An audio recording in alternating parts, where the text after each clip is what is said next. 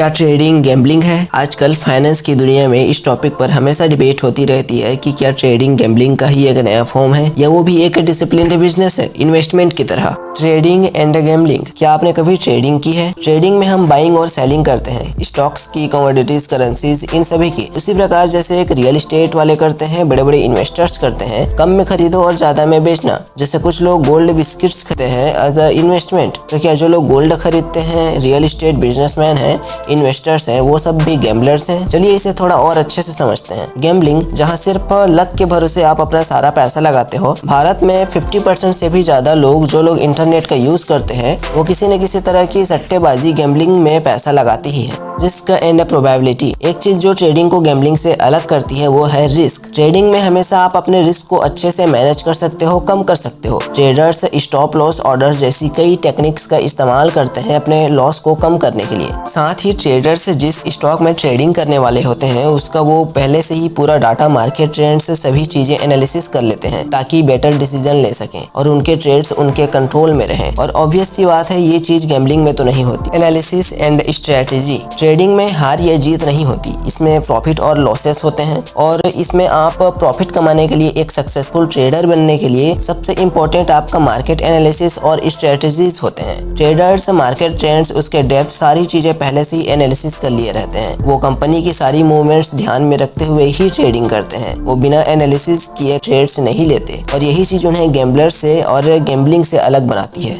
Investment versus speculation, चलिए इसे थोड़ा और अच्छे से समझते हैं। मेरा आपसे एक क्वेश्चन है, क्या आपने कभी बेटिंग साइट या एप्लीकेशन में या ऑफलाइन ही सट्टा यानी गैम्बलिंग में पैसा लगाया है? सबसे पहले ये समझो कि गैम्बलिंग एक्चुअल में होती क्या है। जहां आप पैसा लगाते हो सिर्फ अपने जीतने की उम्मीद से, अपने लालच की वजह से, बिना किसी नॉलेज के उसमें पैसा लगाना, अपने लक के ऊपर भरोसा करके, हाँ, जो कि हमेशा खराब होती है, और फिर हार जाना और फिर से जीतने की उम्मीद में और ज्यादा पैसा लगाना, इसे ही गैम्बलिंग कहते हैं। ट्रेडिंग, इसमें जैसे कि मैंने पहले ही बताया, एक सही ट्रेडर वही होता है जो मार्केट एनालिसिस, ट्रेंड्स, स्ट्रेटजीज, अपनी साइकोलॉजी, रूल्स, सारी चीजें एक डिसिप्लिन्ड वे में रखकर ट्रेडिंग करते हैं। लेकिन फिर भी क्यों लोग ट्रेडिंग को गैम्बलिंग कहते हैं? अच्छा, आपने ट्रेडिंग के बारे में कब जाना? ट्रेडिंग के बारे में जब आपको पता लगा, तब सबसे पहले आपके दिमाग में क्या आया? यही कि अगर कैंडल्स अप साइड जा रहे हैं मतलब पैसा ही पैसा, और डाउन साइड जा रहे हैं मतलब पैसा डूब गया।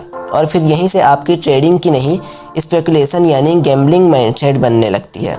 रियल ट्रेडिंग किसे कहते हैं और गैम्बलिंग ट्रेडिंग किसे कहते हैं? चलिए इसे हम एक स्टोरी की एग्जांपल से समझते हैं। मेरे दो दोस्त हैं, एक अच्छा खासा उसे ट्रेडिंग की सारी नॉलेज है, उसने ट्रेडिंग को ऑलमोस्ट 3 साल से भी ज्यादा दिया है। और दूसरे फ्रेंड को इसके बारे में बिल्कुल भी नॉलेज नहीं है, उसे बस इतना पता है कि कैंडल्स ऊपर जाने से पैसा बनता है और नीचे आने से नहीं। जिसको ट्रेडिंग की अच्छी खासी नॉलेज है, जिसने मार्केट को टाइम दिया है, वो ट्रेडिंग करता है और उससे पहले वो मार्केट एनालिसिस, बैक टेस्टिंग, वो हर चीज एनालिसिस कर चुका रहता है ताकि उसके ट्रेड्स उसके कंट्रोल में ही रहें। लेकिन दूसरे फ्रेंड को ये सब बिल्कुल नहीं पता, वो सिंपल सा, उसको जो स्टॉक्स अच्छा लगेगा उसमें वो रैंडमली ट्रेड्स लेगा और फिर एंड में वो पैसा लूज कर देगा। और ये सभी करते हैं जो लोग मार्केट में नए आते हैं। और फिर वही एंड में सभी लोग जब अपने पैसा लॉस कर देते हैं जस्ट लैक ऑफ नॉलेज की वजह से, उसे लोग गैम्बलिंग कहने लगते हैं। Lack of knowledge in trading is surely gambling.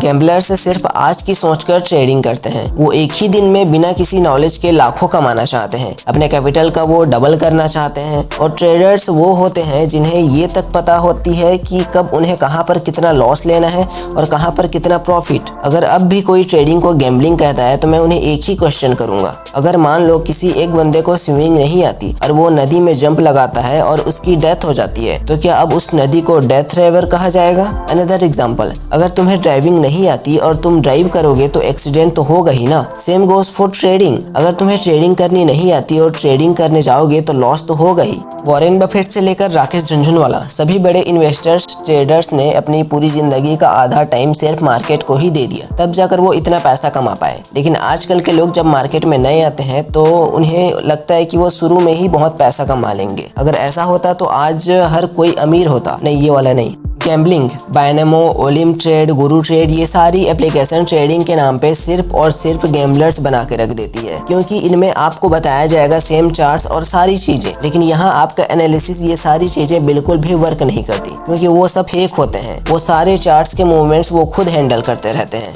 तो अब आ जाते हैं हमारे कंक्लूजन पर। तो सबसे बड़ा क्वेश्चन यहाँ पे ये उठता है कि अगर आपको ट्रेडिंग नहीं आती तो क्या ट्रेडिंग ना करें? ट्रेडिंग करें, लेकिन उसमें तब तक बड़ा पैसा ना लगाएं जब तक आप पूरी तरह से सीख ना लो। ट्रेडिंग सीखने के लिए आप पहले पेपर ट्रेडिंग कर सकते हो, जो कि आपके एनालिसिस को बेटर कर सकता है। और सबसे बड़ा पॉइंट साइकोलॉजी, इसे अगर आप मास्टर नहीं कर पाते कभी भी प्रॉफिटेबल नहीं बनोगे, क्योंकि बड़े से बड़ा ट्रेडर भी अपने साइकोलॉजी के बिना कुछ नहीं होता। ट्रेडिंग भी एक प्रोफेशन है, इसमें भी आपको टाइम लगता है। हर ट्रेडर्स जो आज सक्सेसफुल है वो भी पहले बिगिनर थे, उन्हें भी लॉसेस हुए थे। मैं आपको ये नहीं कह रहा कि आप भी ट्रेडिंग करो, मैं आपकी बस इस गलतफहमी को दूर करना चाहता हूँ कि ट्रेडिंग एक गैम्बलिंग है। बाकी अब आप ही बताना कमेंट सेक्शन में कि क्या अब भी आपको ट्रेडिंग गैम्बलिंग लगती है या नहीं। वीडियो को लाइक और चैनल को सब्सक्राइब किए बिना मत जाना, नहीं तो आपका लॉस हो जाएगा। सो मिलते हैं नेक्स्ट वीडियो में, तब तक के लिए गुड नाइट।